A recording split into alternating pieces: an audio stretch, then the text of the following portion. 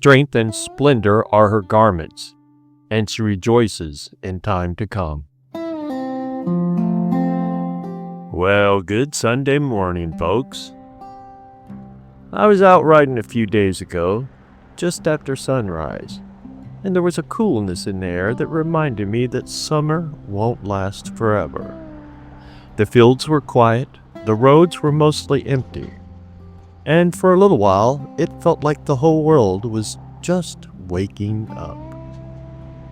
As I pedaled along, I passed an old farmhouse with a porch swing sitting out front. Nobody was there, but you could tell people had spent a lot of evenings on that porch over the years. Talking, laughing, worrying, praying, and watching the seasons come and go. And it got me to thinking about how much life is spent wondering about tomorrow. What's going to happen next week? Will things work out? Will our children be okay? Will we have enough? Will the troubles we're carrying ever finally pass? Now, that's not exactly what Solomon is talking about here, but it reminded me of today's verse. Listen to it again. Strength and splendor are her garments, and she rejoices in time to come. That's a beautiful picture. Notice that it doesn't say she rejoices because she knows exactly what tomorrow holds. And it doesn't say she has every problem figured out, or that she's been guaranteed an easy road ahead. It simply says that she rejoices in the time to come. How is that possible? I think the answer is found in the first half of the verse. Strength and splendor are her garments. The strength Solomon is describing isn't merely physical strength. It's the quiet strength that comes from trusting God, the Most High, through difficult seasons. It's the strength to keep serving when you're tired, to keep loving when you're disappointed, and to keep believing when you can't yet see the outcome. And splendor, sometimes translated as dignity, isn't the kind that comes from wealth or status. It's the dignity of someone who knows where their true value comes from.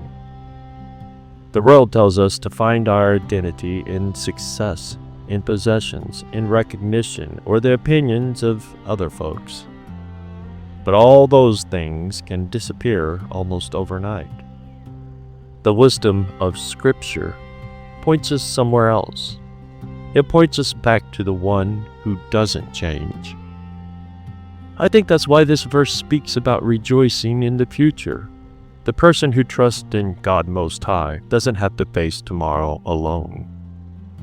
That doesn't mean tomorrow will be easy. It doesn't mean there won't be hardships, losses, or unexpected turns in the road. Anybody who's lived long enough knows that's true. But it does mean that our hope isn't built on circumstances. It's built on God's faithfulness.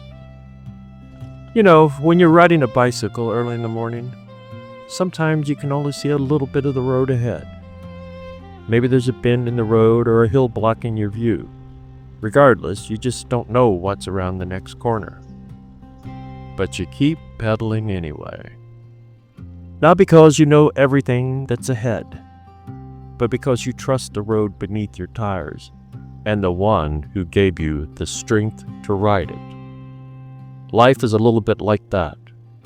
Most of us don't know what next month will bring, much less next year. We don't know what blessings are coming or what trials we may have to endure. But as believers, we're invited to trust the one who already sees the whole journey from beginning to end.